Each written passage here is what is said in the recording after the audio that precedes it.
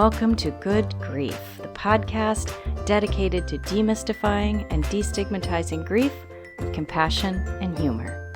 I'm Nikki. I'm an end-of-life doula and a grief coach in Columbus, Ohio. And today, we're going to talk about parasocial relationships and grief. That's a whole mouthful, isn't it? So I'm actually really amped up to record this episode. I ran right up. My husband just left for work. I had in my mind to do this episode, and I'll tell you why in a second, but my husband mentioned something on the couch. I was like, oh, funny you mentioned that. There's a term called parasocial relationship that's going to be my podcast episode this week. And we had this conversation of literally everything I had been thinking he started saying too. And we have beautiful conversations on our weekend mornings. I love it. It's the highlight of my week to sit on the couch with my husband while we drink our coffee. And sometimes we just play games on our phones, and sometimes we have really awesome conversations, sometimes both. So the reason I wanted to do this episode this week is because of another podcast, which if you are unaware of or don't listen to LeVar Burton Reads, highly recommend it. For all my fellow Gen Xers out there who grew up on Reading Rainbow, then I think you would appreciate this even more. But even if you didn't and you've never heard of LeVar Burton or Reading Rainbow, which if you haven't, you must live under a rock. But that's no judgment. I live under a rock. I haven't heard of most things. But there was a really cool episode this week where he was reading a story called #Climbing Nation by Kim Fu, which was a great story. Highly recommend it. Like I said, check out his podcast. It's beautiful. But he brought up at the beginning, before he started reading the story, parasocial relationships, because that's what the story was about, basically. So, okay, Nikki, what the hell's a parasocial relationship? I'm getting to that. This is a relationship between an individual and another individual who is unaware of their existence. Kind of basically a one-sided relationship.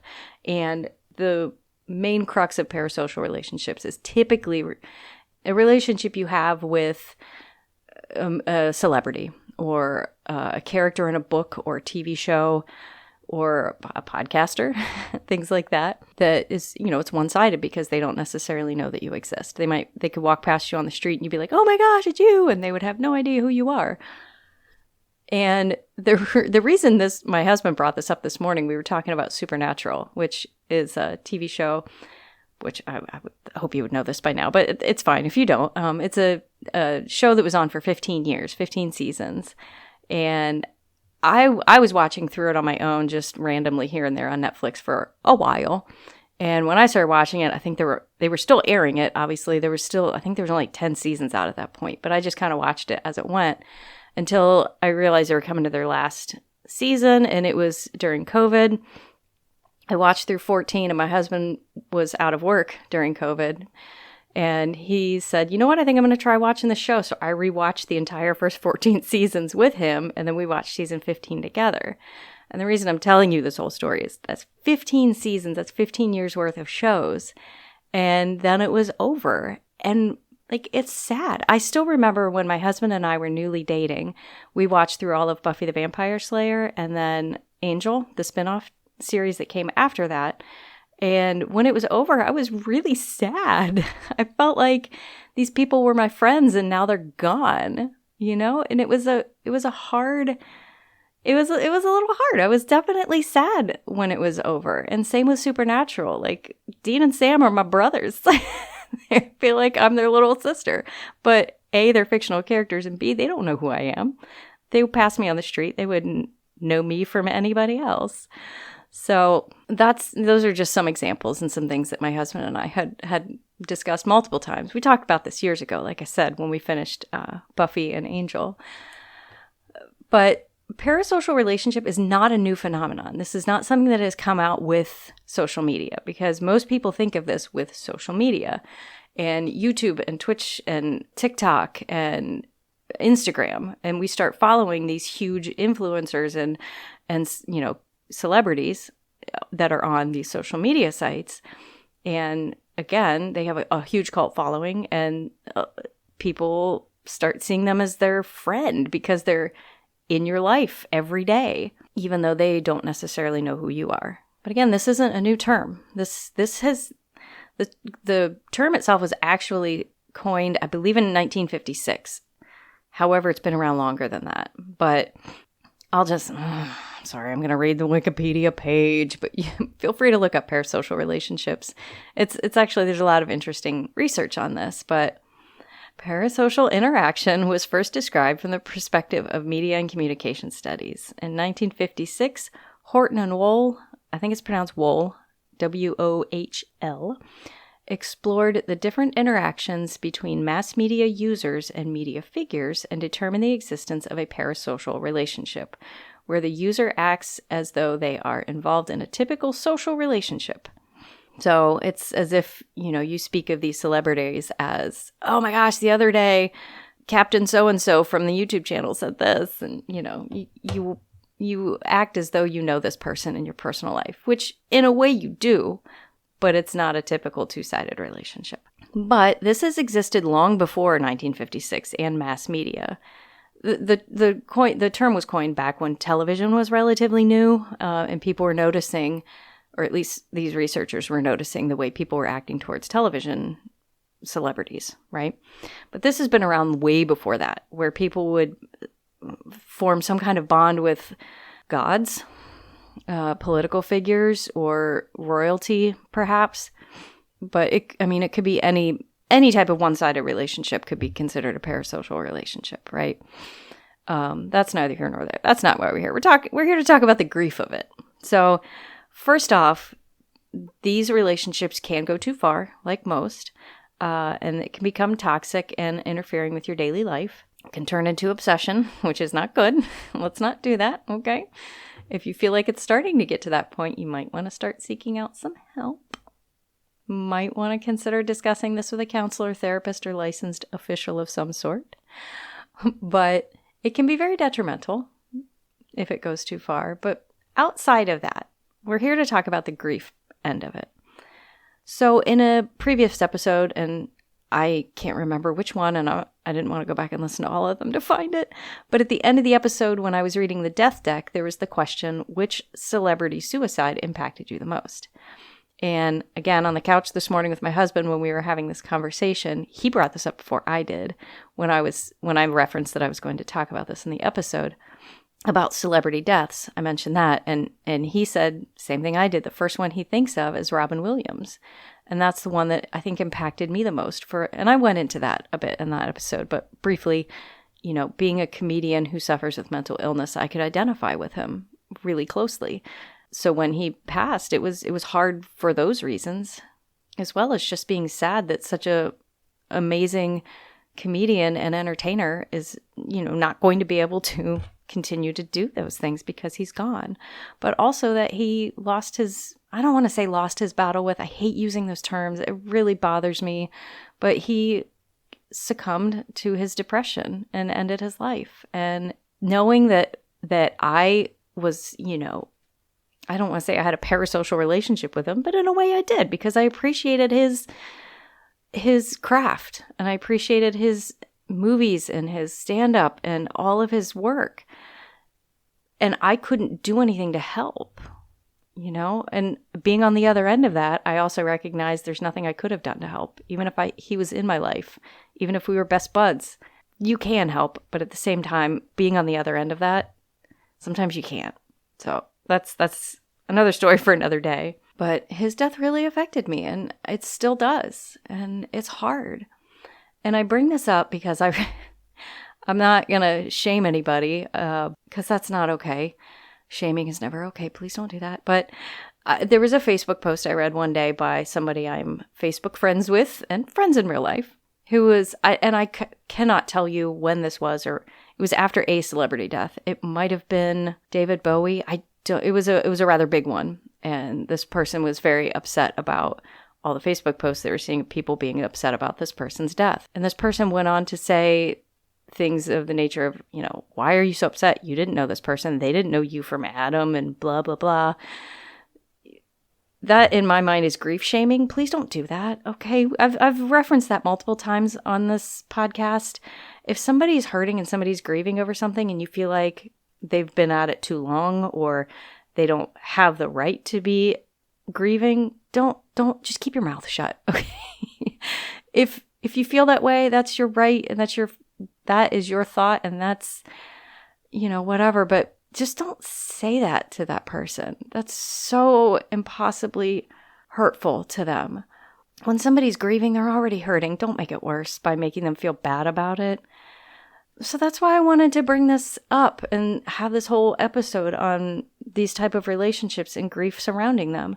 When a celebrity or a social media person is gone, like either they've passed away or they've stopped doing content for whatever reason, it's hard, and you might feel a grief. Or when a TV show that you've watched for 15 years ends, it's hard, and there's a grief involved there. And you might be really sad. I absolutely cried through the last episode of Supernatural, and I will not ever deny that. I cried during that episode. It was hard. And I'm not going to spoil anything, but I cried for like 2 days. 2 days later, I would just think about the ending, and I'm almost choking up right now. But I would absolutely choke up and get sad and misty-eyed at the end of that show. And I'm not embarrassed by that. I don't care. No, these two guys don't know me, and they're fictional characters. That doesn't mean I can't be sad that they're, no longer in my life every single... yes, I can go back and rewatch these episodes, and I probably will. I'm wearing a Supernatural hoodie right now. I'm a fangirl, okay? And I'm not embarrassed by that, and that's fine. So if you're feeling grief over the death of a celebrity or the end of a television show, that's okay. Don't feel bad about it, and don't let people shame you on it. Don't let people be all like, oh, what's wrong with you? It's just a TV show. It's just an actor. They don't know you. So what? What do I say at the end of every episode? Your grief is yours. Your feelings are valid. And grief doesn't always have to suck, right?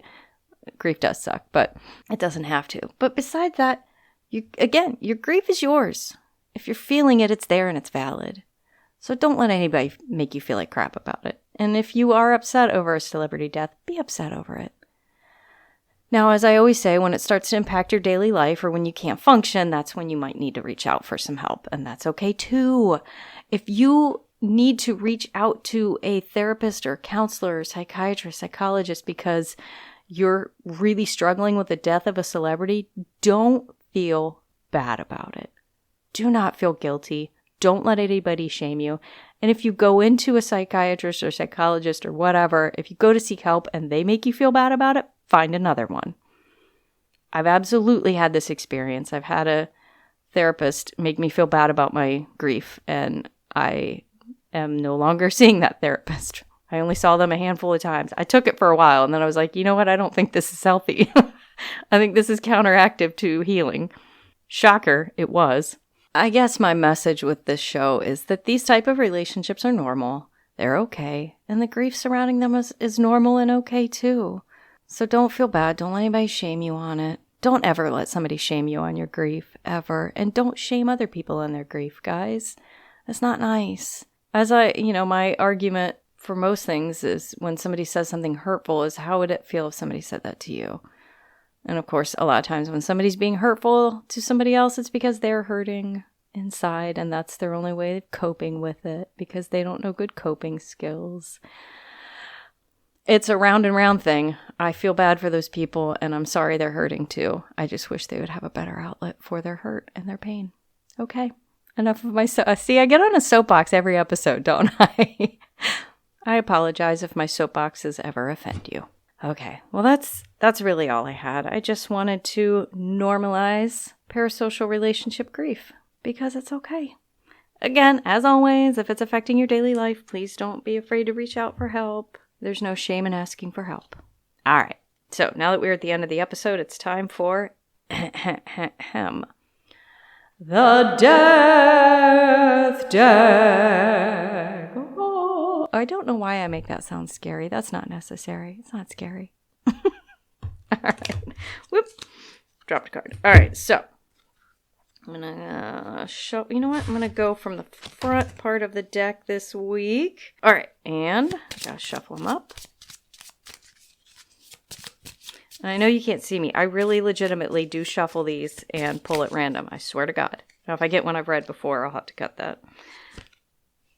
All right. Oh, I like this. Okay, this is called On the Rack. If your spouse died, you can replace significant other, best friend, mother, father, whatever. If your person has died, which article of his/her clothing would you keep, and which would you be glad to never see again? Oh, wow. Okay.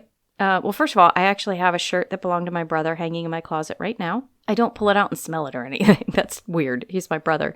But I do pull it out from time to time. Sometimes I wear it around the house, when I'm doing cleaning and stuff, because it's way too big. It would look silly on me to wear in public. But I absolutely kept one of my brother's shirts. I don't know how long I'll keep it, if I'll keep it forever or not, but I like having that. But as far as my husband, if he passed away, I would probably keep his robe. He has this beautiful, beautiful, I don't know, it's just a plain blue robe, but it's like that really soft microfiber type material that he loves. He wears it all winter long. So I'd probably keep that and do the thing where I throw it in the dryer and put it on real quick, because I think it would feel like a hug. And I like snuggling him when he's wearing it because it's so soft. As far as, is there a piece of clothing I would never want to see? I can't think of anything that he has that I'd be like, ugh, get rid of that. I can't think of anything I'd never want to see again. But I mean, let's face it, if he passed away, I'd probably get rid of most of his clothes, because why would I keep them? But I'd keep a couple things, like his robe, for sure. Yeah, so that's it. Thank you guys so much for tuning in. I really hope this episode was good. I felt really good about recording this one. I was very excited to get this out. Don't forget to check me out on Patreon. Nikki the Death Doula on Patreon. As always, all the money I make for my Patreon goes to a fund so that I can provide pro bono work to those who cannot afford my services. Thank you so much for tuning in. Oh, and reach out to me on social media. I'm Nikki the Death Doula on Instagram and Facebook. I don't really have any other socials right now, but feel free. And I'm also NikkiTheDeathDoula.com. If you have any ideas for episodes or anything, reach out. Let me know. Thank you so much for tuning in. Again, as always, please remember, your grief is yours. Your feelings are valid. Grief doesn't always have to suck. Good Grief was brought to you by me. You can find me online at NikkiTheDeathDoula.com.